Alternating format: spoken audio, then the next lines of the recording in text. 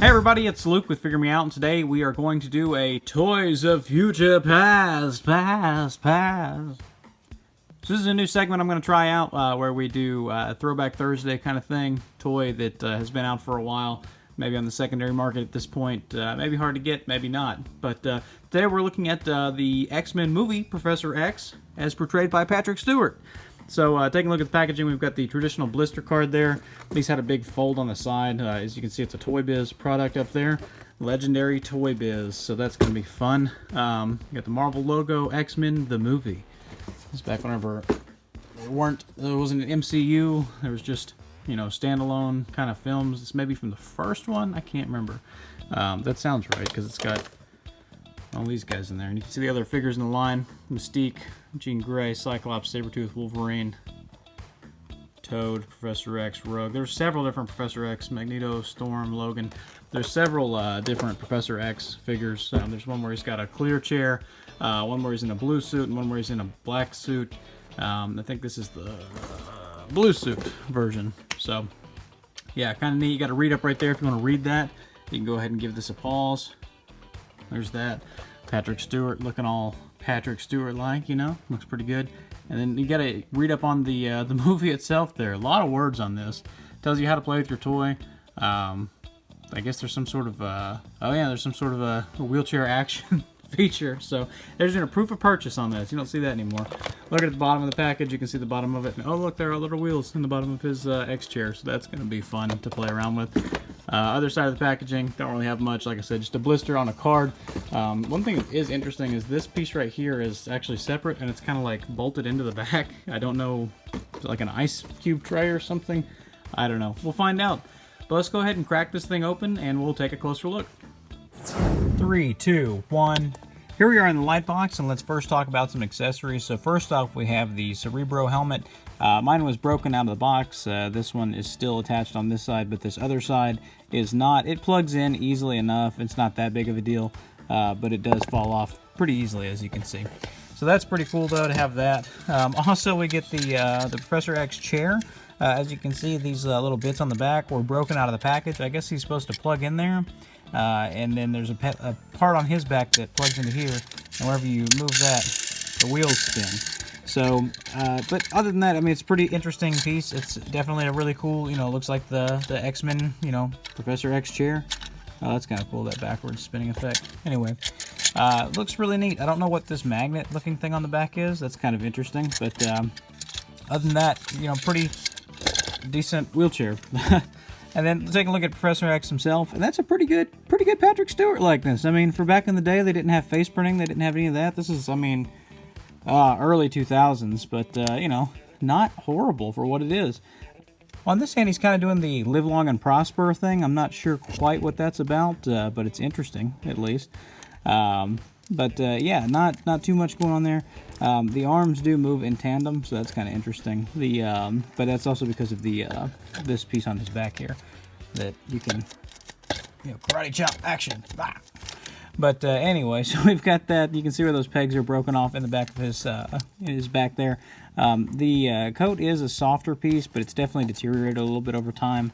So not the greatest there, and there's no way to take it off really because it kind of goes over those arms. And it's not like the jackets nowadays where we can take them off. One thing to note is that the legs on this guy are incredibly floppy. I mean, just straight out of the package, and I don't know if that's a feature or a bug, but his legs are, yeah, you're not going to get this guy standing, which is ironic, I guess. I don't know. I don't want to, you know, don't want to offend anybody, but it's kind of funny. But anyway, so yeah, that's interesting. Let's go ahead and take him out, and we'll start talking about some articulation on this guy. So talking about articulation, I'm just going to hold him because he's not going to be able to stand on his own here. But the neck goes side to side. You can't do a full rotation on that, so that's all right. No forward back, no pivot, nothing. It's just a single cut up at the top there. Arms are connected. They do a full rotation, but you got to kind of click it around to do that. Single jointed elbow comes in about that far on both sides. Both hands do rotate. But they don't have any kind of forward or back or up or down movement or anything. There is a waist swivel, so that's pretty good. Legs kick forward pretty good. They kick back, not really so much at all. They don't kick out at all. Knee bends in that much, no ankle. So, ironically enough, he does have peg holes at the bottom of his feet. I'm not sure why, but you know, most of the time you're going to have him in this position, in this chair anyways, so not a huge deal there. He looks good doing that. One other thing to note, the rubber bands around his hands, they were holding him in the package, have deteriorated over time. So that is one thing that has been flaking off. There's been some ones coming off the chair and everything. So those rubber bands are toast, just due to time. So as far as the action feature goes, I was doing some reading on it and says that we're supposed to connect them to the back of the chair, plug in the things, pull the chair back, and release him so that he can lift his arms up and give commands to the X-Men. I have not been able to do that. I've got him plugged in. I've got the back of him plugged into the chair there, as you can see. He is plugged in. Now, whenever I take that off, I can get the wheels of the chair to spin, but I can't. I don't know what they're talking about with this pulling back and letting go. It's not. I don't know if I'm messing up. I can kind of hear it grinding in there. You can kind of hear it clicking, but it doesn't do anything. So I don't know if mine's just bad or if time just hasn't been good to this figure. I think that's more likely the case because I think these were maybe left out in the sun in a garage where it was kind of hot, so I think some of the parts may have deteriorated, as evidenced by those little rubber bands. But anyway, for a size comparison, here he is next to Beast and Beast. We have the Toybiz and then the newer Marvel Legends from Hasbro. For another comparison, here he is next to Wolverine and Wolverine. We've got the Toybiz and the newer Marvel Legends. And here we are next to Bishop, and we've got the Toybiz and the newer Hasbro Marvel Legend. Here we have him as compared to Cyclops, both the Toybiz and the newer Hasbro Marvel Legend from the Toys R Us 2-pack. And here he is next to his old friend Magneto, both the Toybiz and the newer Marvel Legend. And here he is next to Colossus, both the Toybiz and the newer Marvel Legend by Hasbro.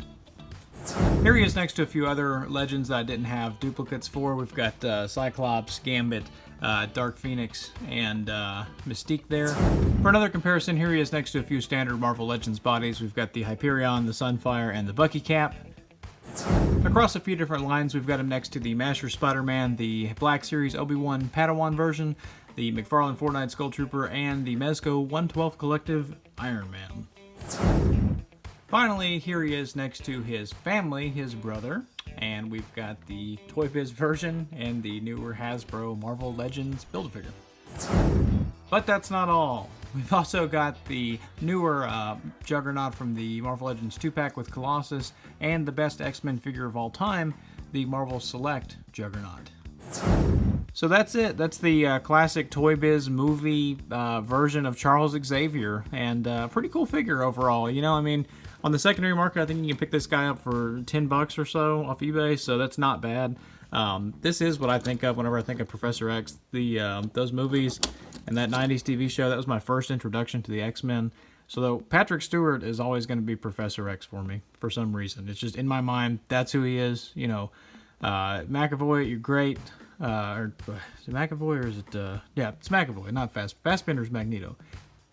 I really do think this figure would be worth picking up, even if you have that new Marvel Legends Professor X. He would fit in this chair, and I think that this is a, this is a more classic look for him, which I think is cool.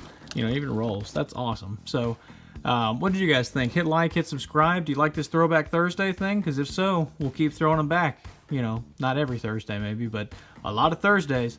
But hit like, hit subscribe. Let me know in the comments down below what you thought. Check me out over on Instagram, Luke_figuremeout at Instagram.com. We'll have some pictures of this guy and some other fun stuff. And lots of other good stuff over there, just worth checking out. But check that out. Check out my other videos. Hit like, hit subscribe, do all that. And until we meet again, happy collecting.